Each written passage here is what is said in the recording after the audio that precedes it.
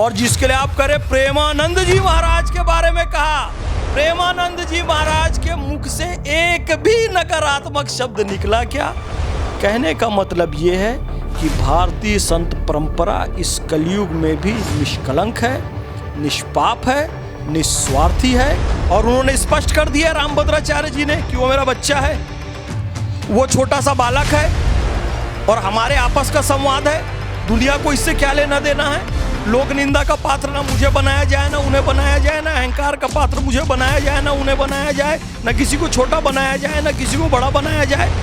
जब अनिरुद्धाचार्य जी ने एक शब्द कहे, जब प्रेमानंद जी ने एक शब्द कहे, जब दीति साध्वी ऋतंभरा माँ ने एक शब्द कहे, कौन चीखा बताओ? सच बताना। वही चीखा जो गड़बड़ था, जो सिंगल डबल वाला केस था, जो अंदर बाहर वाला केस था। रहीमन बात अगम्य की कहन सुनन की नाही, जानत है सो कहत नहीं, कहत सो जानत नाही। रहीमन धागा प्रेम का मत तोड़ो चटकाए, टूटे तो फिर जुड़े नहीं और जुड़े गांठ पड़ जाए। रामभद्राचार्य जी ने कहा तो कौन समझे? इलावा प्रेमानंद जी के और कोई समझ नहीं सकता। डॉक्टर लिखा है, मेडिकल स्टोर वाला समझ जाएगा। सुनना बात को। अब बीच वाला गड़बड़ किए क्या लिख दिए ये कि तो नहीं चलेगा। सनातन को जो लोग समझते नहीं है, हिंदू धर्म के दर्शन को समझते नहीं है, अद्वैत के दर्शन को समझते नहीं है। एकम ब्रह्म द्वितीयो नास्ते नैना नास्ते नास्ते किंचन। लाली मेरे लाल की चित देखूं तित लाल, और लाली देखन मैं चली मैं भी हो गई लाल। कि पानी के पाउच के अंदर जो पानी है मिलना चाहता है समुंदर से, कि काश कभी समुंदर के दर्शन हो जाए तो मैं भी धन्य हो जाऊंगा। एक व्यक्ति वो पाउच को लेता है और पानी के जहाज में जाता है और डेक पर खड़ा होता है और वो पानी का पाउच उसके हाथ से छूट जाता है और पानी का पाउच चला गया समुंदर में, अभी भी मिल नहीं पा रहा है। क्यों? क्योंकि अज्ञान और माया रूपी प्लास्टिक अभी लगा हुआ है। गुरु रूपी एक मछली आती है, ऊपर का प्लास्टिक काटती है। अब जो पानी मिलना चाहता था, समुंदर का दर्शन करना चाहता था, वो खुद क्या बन गया? समुंदर बन गया। यहाँ गुरु शिष्य की लीला नहीं समझ।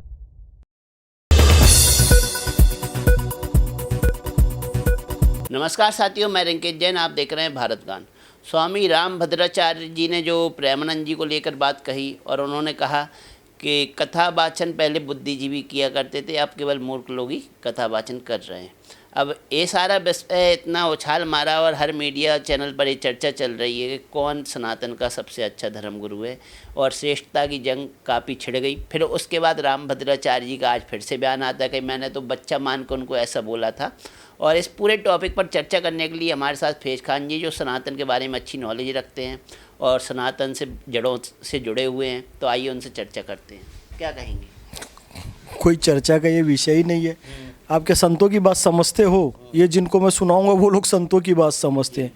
जो संतों की बात समझ ही नहीं सकते तो उस पर क्या चर्चा करना? मैं चर्चा करूंगा सुलझाने के लिए, समझने वाले उसको उलझाते रहेंगे। मैं आपको एक बात बताता हूँ। गोस्वामी तुलसीदास जी का एक प्रसंग है। गोस्वामी तुलसीदास जी के पास एक व्यक्ति आया कि मेरी बिटिया की शादी है, आप कुछ मुझे सहयोग कर दीजिए। तो उन्होंने कहा मेरे पास तो राम नाम का धन है, ये भौतिक धन चाहिए तो मेरा मित्र है अब्दुल रहीम खान खाना। कौन? वो रहीम। रहीमन बात अगम्य की कहन सुनन की नाही, जानत है सो कहत नहीं, कहत सो जानत नाही। रहीमन धागा प्रेम का मत तोड़ो चटकाए, टूटे तो फिर जुड़े नहीं और जुड़े गांठ पड़ जाए। क्या मेरा मित्र है रहीम, दरबार में है, बड़ा आदमी है, मैं 2 लाइन लिख के दे देता हूँ। उन्होंने लिख दिया, सुरती नरती नागती चाहत है हर कोई। बीच का कोई बात समझ नहीं पाया। डॉक्टर लिखे तो कौन बाँचे? खाली मेडिकल स्टोर वाला, है ना। रामभद्राचार्य जी ने कहा तो कौन समझे? इलावा प्रेमानंद जी के और कोई समझ नहीं सकता। डॉक्टर लिखा है, मेडिकल स्टोर वाला समझ जाएगा। सुनना बात को। अब बीच वाला गड़बड़ किए क्या लिख दिए ये कि तो नहीं चलेगा। आप समझिए इन संतों की लीला। उन्होंने, रहीम जी ने सब कुछ व्यवस्था कर दी। उस जो व्यक्ति लेटर लेके गया था उसकी बच्ची की शादी की, कहे महाराज आपके मित्र के पास गया था, उन्होंने तो सारी व्यवस्था कर दी, लेकिन एक बात समझ नहीं आई, जब वो देते थे तो हाथ देने के लिए ऊपर उठता था और नजरें नीचे झुक जाती थी। तो बोले ये क्या मामला है? तो फिर लिख के दिया गोस्वामी तुलसीदास जी ने कि सीखी कहाँ खाना अनजू, देनी ऐसी देन, जो जो करी ऊपर उठे त्यों त्यों नीचे नैन।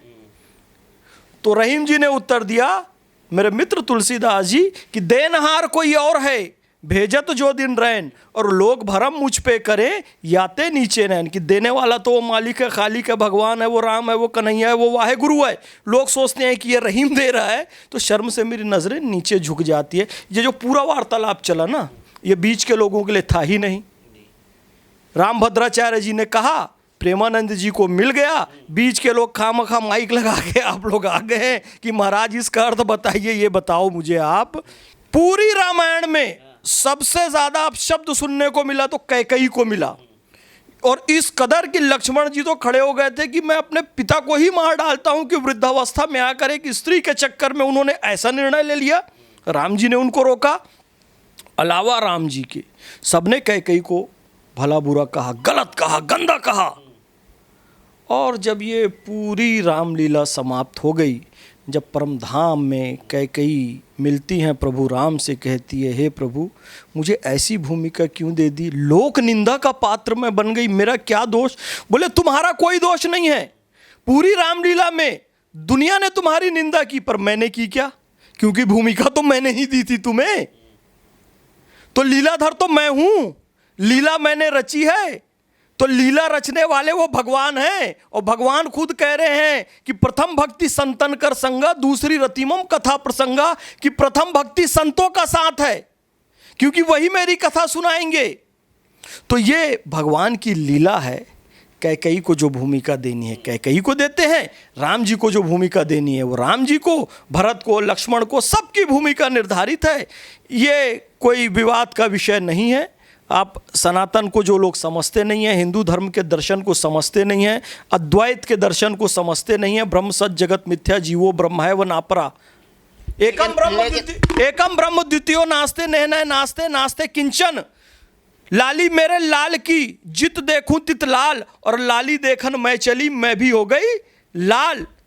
कि पानी के पाउच के अंदर जो पानी है मिलना चाहता है समुंदर से, कि काश कभी समुंदर के दर्शन हो जाएं तो मैं भी धन्य हो जाऊंगा। एक व्यक्ति वो पाउच को लेता है और पानी के जहाज में जाता है और डेक पर खड़ा होता है, और वो पानी का पाउच उसके हाथ से छूट जाता है और पानी का पाउच चला गया समुंदर में, अभी भी मिल नहीं पा रहा है। क्यों? क्योंकि अज्ञान और माया रूपी प्लास्टिक अभी लगा हुआ है। गुरु रूपी एक मछली आती है, ऊपर का प्लास्टिक काटती है। अब जो पानी मिलना चाहता था, समुंदर का दर्शन करना चाहता था, वो खुद क्या बन गया?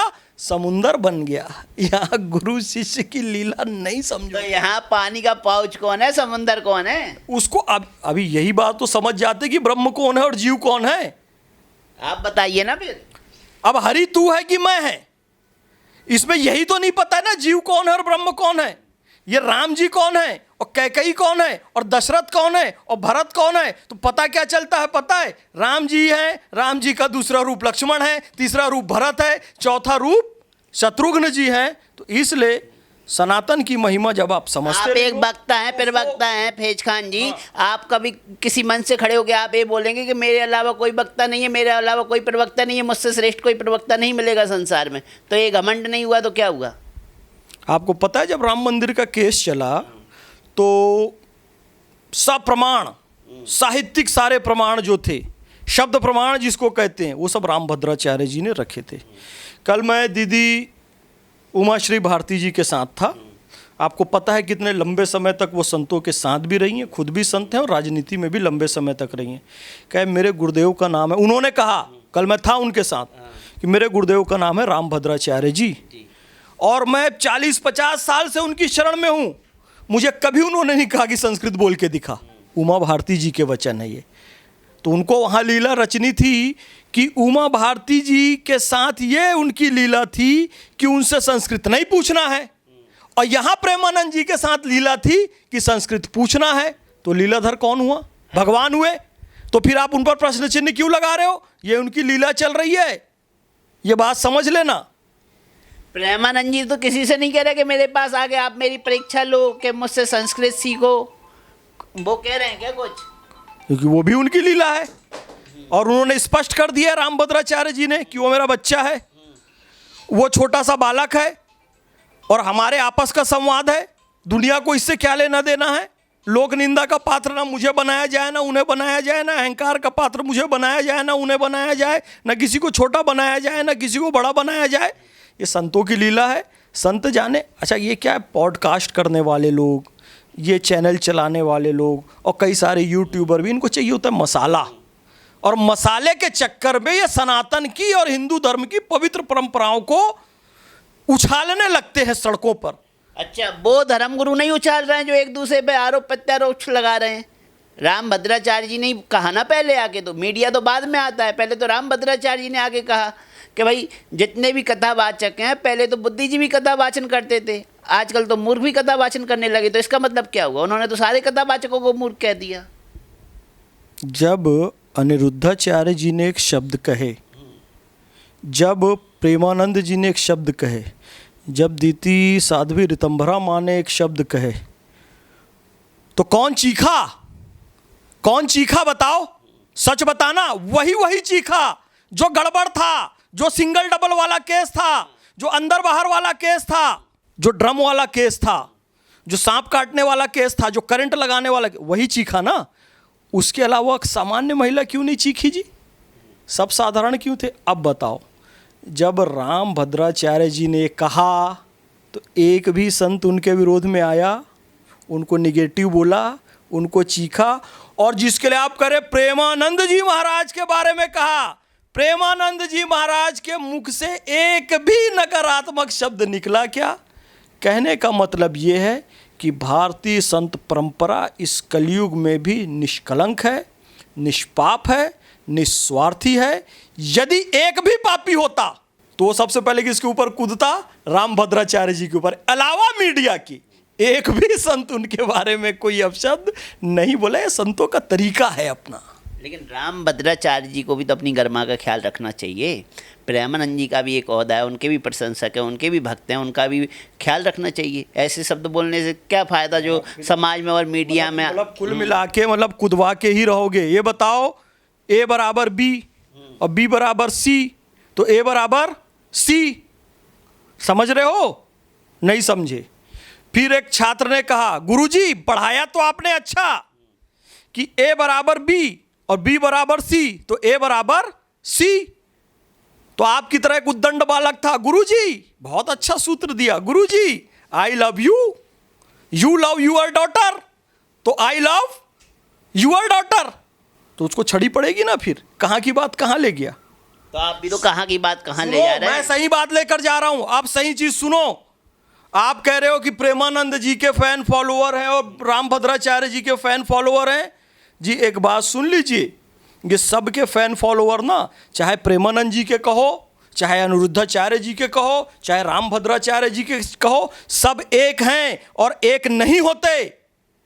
तो कल दीदी उमा भारती जी कुछ तो कहती, हमारे साथ थी तो, पर उन्होंने एक जी न्यूज़ में उनका पूरा इंटरव्यू है, देखना। एज खान जी एक नहीं है, तभी तो भद्राचार्य जी के खिलाफ कई सोशल मीडिया पोस्ट की गई। प्रेमानंद जी के समर्थकों ने खुला विरोध किया कि आप इतने घमंडी कैसे हो सकते हैं, आप इतने अहंकारी क्यों? कल तक तो वो भी राम भद्राचार्य जी का समर्थन करते थे।